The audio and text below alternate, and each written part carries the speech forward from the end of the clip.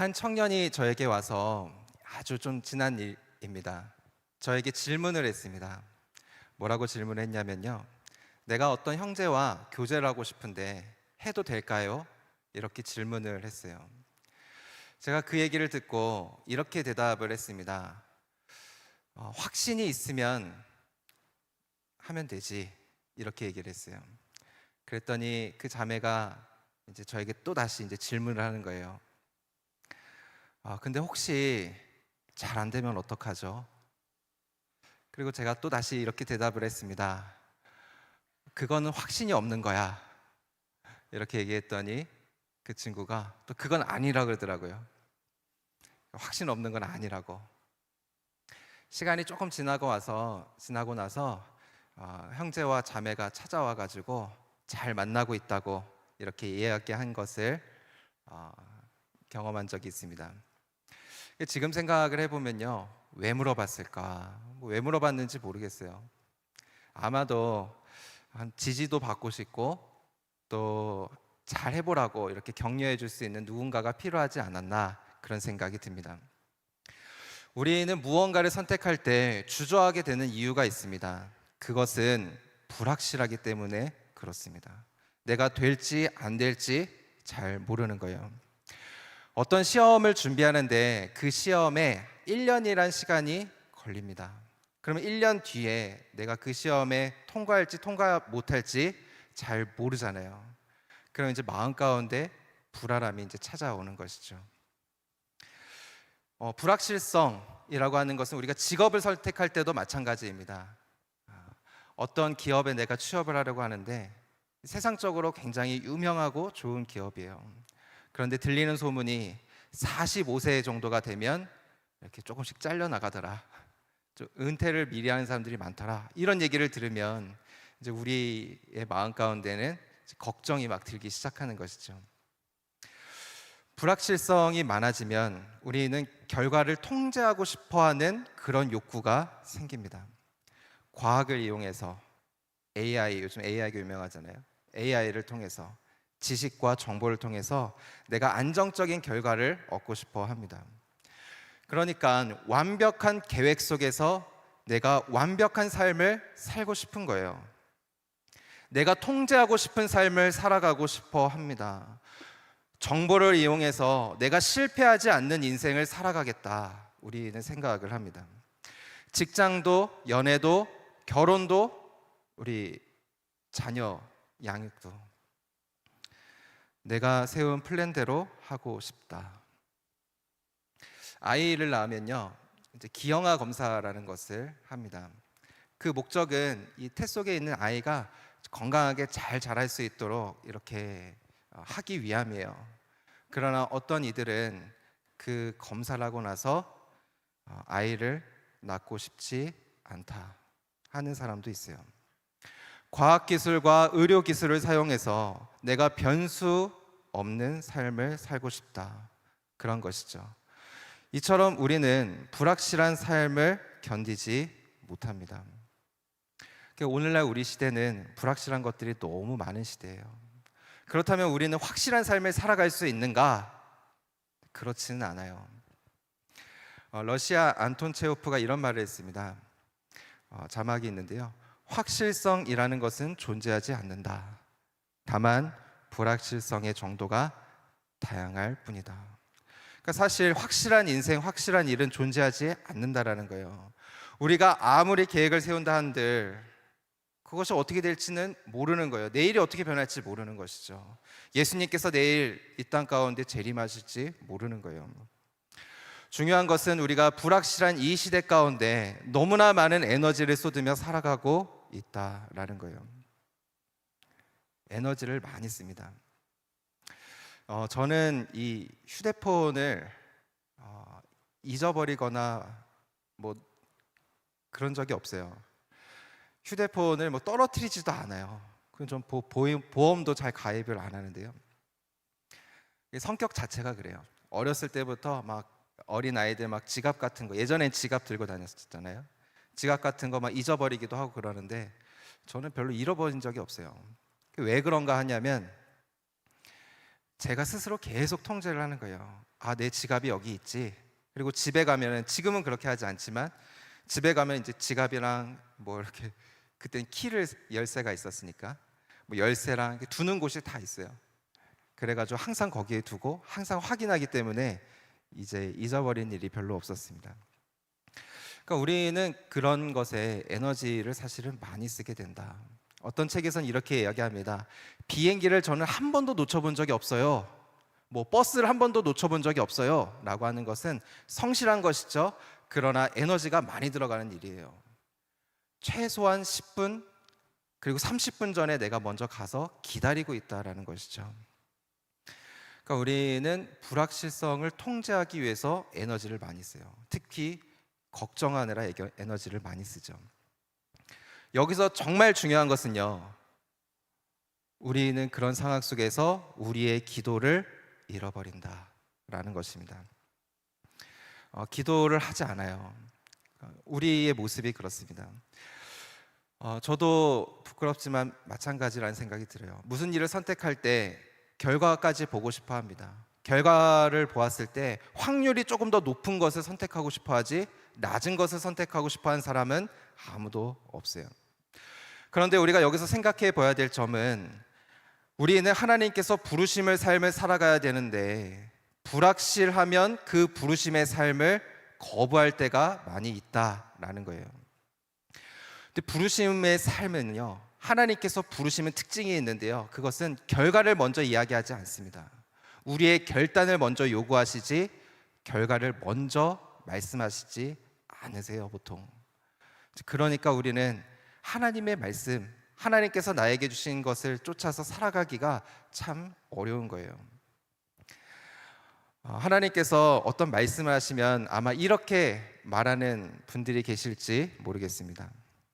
하나님, 요즘 시대를 잘 몰라서 그래요. 제가 어떻게 그런 일을 합니까? 그것은 지금 시대와 맞지가 않아요. 아마 이렇게 말하는 사람도 있을 거예요. 이렇게 하나님께서 우리에게 요청하셔도 우리는 그 요청을 거부하는 것이죠. 자, 오늘 성경에서는 이와 반대로 단순한 믿음으로 하나님을 선택했던 한 여인이 등장을 합니다. 이 여인은요, 12년 동안 치료를 했지만 온전한 치료를 받지 못했습니다. 모든 수단을 다 동원했어요. 그런데 호전된 것이 없었고 오히려 악화되었습니다.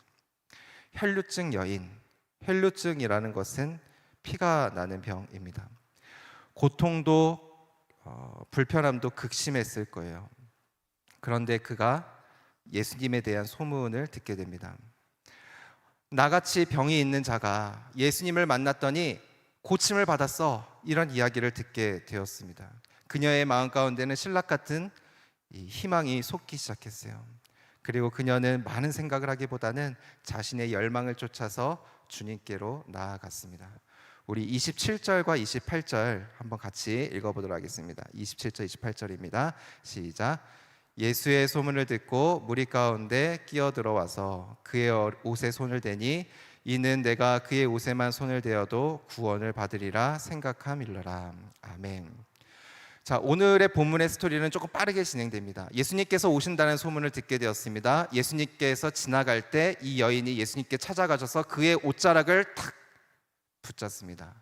그때 바로 즉각적으로 나음을 받게 되었어요. 치유의 사건이 일어나게 되었습니다. 그 과정 속에서요, 이 여인은 어떠한 생각을 가지고 그 여인의 옷자락을 붙잡았을까? 28절의 말씀을 보시면 예수님의 옷에 손을 대어도 구원을 받을 것이다. 그는 단순한 믿음을 가지고 있었습니다. 그런데 그 단순한 믿음은 사실은 대단한 믿음이었다. 그러니까 이 단순한 믿음이 그녀를 낫게 한 것입니다. 여기서 우리가 한번 생각해 보기를 원합니다. 우리는 이 여인의 믿음이 있습니까? 어쩌면 우리는 너무 많은 생각을 하고 있는지 모르겠습니다. 예수님께 나가면 과연 고쳐주실까? 오늘날 그것이 가능한 일일까? 나는 예수님께 손을 대어도 되는 사람일까? 나는 과연 그런 자격이 있는 것일까? 돌아보는 것이죠. 율법에 의하면 피를 흘리는 자는 누군가를 만나면 부정하다고 하던데, 혹시 내가 잘못되는 것은 아닌가? 누가 나를 욕하면 어떡하나? 이런 생각을 가지게 되는 거예요. 12년 동안 그 어떤 명의도 나를 치료하지 못했는데 뭐 예수님께 나아간다고 해서 뭐 치유의 사건이 일어나겠어? 많은 생각들이 있었을 것입니다. 그러나 혈류증 여인은 단순한 믿음으로 예수님께 나아갔고 그 믿음으로 인해서 고침을 받는 역사가 일어나게 되었습니다. 하나님의 역사는 어떻게 일어나는가? 그것은 믿음을 가진 자를 통해서 일어나게 됩니다. 불확실한 상황 속에서, 쉽지 않은 여건 속에서 단순한 믿음을 가지고 나아간 사람을 통해서 이루어지는 거예요. 세상 속에서 생각이 많기보다 하나님께서 말씀하시면 내가 그 말씀에 순종하겠나이다 결단하고 나아가는 사람에게 그 은혜가 있는 것입니다. 저는 저와 여러분에게 이 하나님의 은혜가 함께 하시기를 주님의 이름으로 축복합니다. 자, 그런데 우리가 이런 결단을 한다 할지라도 또다시 연약한 자리, 또다시 무너질 때가 있어요. 결단하고 쭉 나아가고 있어요. 그러나 세상의 목소리를 듣고 생각이 많아질 때가 있습니다. 왜 그런가? 그것은 우리의 마음이 불안하기 때문에 그런 거예요. 이 불안은 우리가 더 생각하게끔 만듭니다. 세상과 더욱더 타협하게끔 만듭니다. 하나님께서 우리에게 주신 위대한 일을 하지 못하도록 막아섭니다. 우리 33절의 말씀을 한번 같이 읽어보겠습니다. 33절입니다. 시작. 여자가 자기에게 이루어진 일을 알고 두려워하여 떨며 와서 그 앞에 엎드려 모든 사실을 여쭈니. 아멘. 자, 두려워 떨었다 이렇게 말씀을 하고 있습니다. 자, 누가 내게 손을 대었느냐? 예수님께서 이제 물어보자 이 여인은 갑자기 생각이 많아지는 거예요. 그리고 이제 불안함이 막 밀려오기 시작했어요. 아, 내가 율법 조항을 어겼었는데 이것이 생각나는 거예요. 아, 내가 혹시 잘못되면 어떡하지? 이런 생각이 나고 사람들이 나를 모욕하면 어떡하지? 이런 생각이 들기 시작했어요. 그러니까 불편한 마음, 불안한 마음들이 많이 생겼습니다. 오늘 우리가 지금 두 절의 말씀을 읽었는데요. 28절과 33절은 대조적으로 비교를 하고 있는 것입니다. 자, 28절의 말씀을 보시면 이때는요 생각이 많지는 않았어요. 단순한 믿음으로 나아갔었습니다. 그런데 마가복음 5장 33절에서는 생각이 많아졌어요. 마음 가운데 두려움이 일어나기 시작했습니다. 자, 불안이라고 하는 것은 내가 스스로 컨트롤하기가 쉽지는 않습니다. 불안이 밀려오면요 막 걱정이 많이 되기 시작하고 그게 심해지면 신체화 반응이 일어나기도 합니다. 호흡이 가빠지기도 하고 앞이 잘 보이지도 않기도 하고 막 그래요. 불안장애, 공황장애로 힘들어하고 있는 사람들도 많이 있습니다. 우리는 불안을 묵상합니다. 사실 오늘날 이 시대는 불안을 조장하는 시대예요. 보험사 전화 받으면요 전화해서 계속 얘기해요. 지금 뭐 질병이 있으십니까? 뭐 없다고 해도 막 자신을 믿으면 안 돼요 이렇게 얘기하면서 계속 저를 불안을 막 강요하는 거예요. 나이가 몇 세세요? 그때는 이 질병에 잘 걸려요 이렇게 얘기하면서 막 저에게 불안을 막 심어 넣는 것이죠. TV에서도 그렇고 유튜브에서도 그렇고 우리는 자꾸 불안을 부추기는 시대 가운데 살아가고 있습니다. 그러니까 그런 사회 속에서 우리는 실패를 상상합니다. 실패를 시뮬레이션 하는 거예요. 두려움이 오면 실패 시뮬레이션을 합니다. 뭐 최악의 상황을 가정하는 것, 뭐 대비하는 것에 좋을 수도 있지만 그렇게 뭐 좋지만은 않은 것 같아요. 시뮬레이션이 실제로 벌어지기 때문에 그래요. 시험을 보는 사람이 있다고 생각해 보세요. 열심히 준비했어요. 오랫동안 준비했습니다. 시험을 딱 보려고 하는데 막 불안함이 밀려옵니다. 내가 여기다가 마킹을 잘못하면 어떡하지? 막 이런 생각들이 막 밀려오기 시작하는 거예요. 그러면 우리는 실제로 그 불안이 오는 대로 행할 가능성이 높아집니다. 내가 마킹을 잘못하는 상상을 계속 하잖아요. 그럼 실제로 그것이 일어나기도 하는 거예요. 자, 그러면 우리는 이런 생각을 이제 떨쳐버려야 되는 것이죠. 그럼 우리는 어떻게 해야 되는가? 이것이 어떻게 가능한가? 우리 34절의 해답이 있습니다. 우리 34절의 말씀 읽어보겠습니다. 예수께서 이르시되 따라 내 믿음이 너를 구원하였으니 평안히 가라. 내 병에서 놓여 건강할지어다.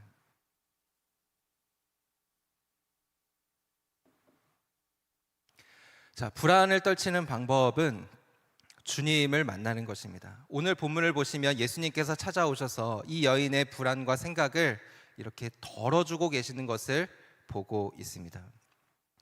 따라 이렇게 부르시면서 평안히 가라 이렇게 말씀하고 있는 거예요. 마음에 걱정 두려움 많았지, 이제 내가 평안하게 해줄게 이렇게 얘기하고 있는 것입니다. 그리고 또 한 가지가 있다면 그것은 평안히 가야 되는 거예요. 불안 가운데 불안을 계속해서 묵상하고 그 자리 가운데 있는 것이 아니라 지금 내가 있는 현실에 집중하는 것입니다. 생각을 하지 말라는 거예요. 나머지는 다 하나님께서 지켜주실 테니 평안히 가라. 내가 가야 될 길을 앞으로 쭉 나아가다 보면 우리의 마음 가운데 불안이 사라지게 되어 있습니다. 자, 오늘 내용의 전체적인 내용을 살펴보시면 처음에는 여인이 단순한 믿음을 가지고 예수님께 찾아갔습니다. 그러니까 능동적으로 먼저 찾아갔어요. 그리고 두 번째는 예수님께서 이 여인을 찾으시면서 평안을 주시고 가야 될 길을 자세하게 알려주는 것을 볼 수가 있습니다. 자, 그러면 우리는 어떻게 해야 되는가? 이 시대 가운데 어떻게 살아가야 되는가? 그것은 먼저 단순한 믿음으로 예수님의 옷자락을 붙잡는 것입니다. 물론 그 단순한 믿음을 가지고 붙잡는 것이 쉬운 일은 아니에요. 그래서 우리가 힘들고 어려울 때, 불안함을 느낄 때, 생각이 많아질 때 주님께서는 우리에게 찾아오셔서 우리에게 평안함을 주시는 것입니다. 평안히 가라. 이 말씀은 주님과의 관계에서 나오는 평안이다 라는 것을 우리가 기억해야 하겠습니다. 자, 평안히 가라. 이 말씀은요, 평안을 선포함과 동시에 단순한 믿음으로 나왔던 것처럼 앞으로 믿음의 여정을 계속해서 나아가라 라고 말씀하고 있는 거예요. 병에 놓여서 건강할지어다. 건강해질 것이다.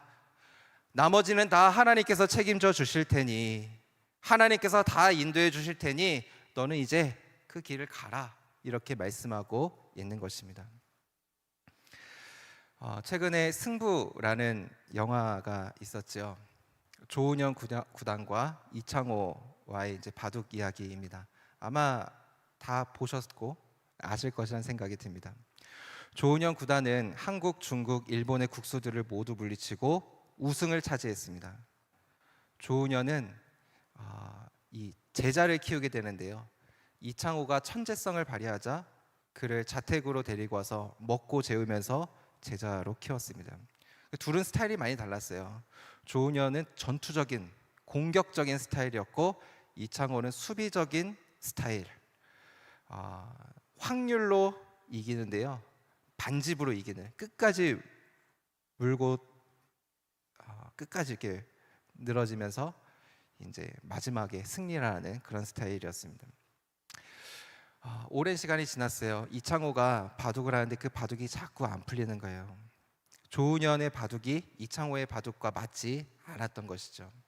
그러니까 조은현은 바둑을 들면서 공격적으로 하라고 이렇게 얘기하지만 그것이 이창호의 생각과는 조금 달랐습니다. 그래서 많이 힘들어해요.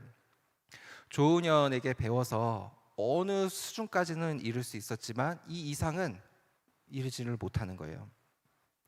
어느 날 한 바둑 기사가 이 이창호에게 권면을 하게 됩니다. 그냥 이기는 바둑을 더 봐 이렇게 얘기를 하고 이렇게 얘기를 합니다. 그 후 이 이창호는 자신의 바둑을 두기로 마음을 먹고 두기 시작했어요. 그리고 그때 결과를 다 보셨으니까 얘기되죠. 네, 역사적 사실이니까. 네, 자신의 스승이었던 조은현을 이기게 됩니다. 우리가 불확실한 시대 가운데 살아가면서 세상에는요, 이 바둑에 훈수를 두는 사람들이 참 많이 있습니다. 우리에게 이렇게 얘기를 하는 거예요. 이렇게 해야 된다, 저렇게 해야 된다, 여기에 해야 된다, 지금의 타이밍이다, 지금을 무엇을 해야 된다, 이것을 선택해야 된다, 이 방식으로 해야 된다, 이렇게 우리에게 끊임없이 얘기하는 거예요. 그러나 그 방식이 꼭 옳은 방식만은 아닙니다.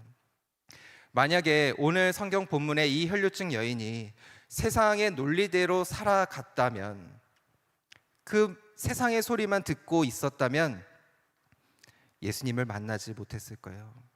그리고 자신이 겪고 있었던 혈류증도 치유받지 못했을 것입니다. 자기 바둑을 두는 이창호의 모습은 마치 하나님께서 우리에게 주신 고유한 은사를 사용하여 믿음의 삶을 살아가는 것과 같습니다. 그때 우리는 알게 되는 거예요. 불확실한 이 시대 가운데 답은 세상의 소리가 아니라, 정보가 아니라 하나님이구나라는 것을 우리는 깨닫게 됩니다. 조은현의 충고가 틀린 것은 아니었어요. 그는 그 당시 때 가장 잘하는 사람이었습니다. 세상의 목소리가 나쁜 것은 아닙니다. 맞는 말이 참 많이 있어요. 옳은 말이 많이 있습니다. 그러나 우리가 기억해야 될 것은 하나님은 나보다 나를 더 잘 아시는 분이시다. 이것을 기억해야 됩니다. 그래서 우리는 하나님께서 우리를 가장 잘 인도해 주신 것을 믿고 하나님을 선택하면서 우리의 길을 걸어가야 되는 것입니다. 때로는 그 길이 너무 모험적인 것 같아서 우리 가운데 불안이 찾아올 때가 있습니다. 남들이 가지 않는 길 같아서 두려운 마음이 들 때도 있습니다. 그러나 오늘 이 여인처럼 단순한 믿음을 가지고 예수님의 옷자락을 잡는 그 심정으로 주님 앞에 나아갈 때 하나님께서는 창의적이고 독창적인 길을 새롭게 우리에게 열어주실 것이라고 믿습니다. 저는 우리 청년부 가운데 우리에게, 저를 포함해서 이러한 믿음이 있기를 원합니다. 믿음으로 나아가기를 원합니다. 세상의 소리에 너무 많이 듣지 않기를 바랍니다. 믿음으로 나아갈 때 하나님께서 우리에게 새로운 길을 열어주시는 역사가 있을 것이라고 믿습니다. 이 시대 가운데 기도하면서 나아갈 때 확신이 있다면 행하십시오. 이 확신이란 단어가 너무 부담스럽게 느껴지시거든 마음에 열망이 있다면 그대로 행하십시오. 단순한 믿음으로 나아가십시오. 나머지는 하나님께 맡겨드리는 거예요. 그러면 하나님께서 우리를 치유해 주시고, 혈류증 여인을 치유하셨던 것처럼 치유해 주시고 우리에게 가장 좋은 길로 우리를 인도해 주실 것이라고 믿습니다. 이 믿음이 저와 여러분과 함께 하시기를 주님의 이름으로 축원합니다. 기도하겠습니다. 살아계신 하나님 아버지, 불확실한 시대 속에서 우리는 세상의 것들을 붙잡으며 살아갑니다.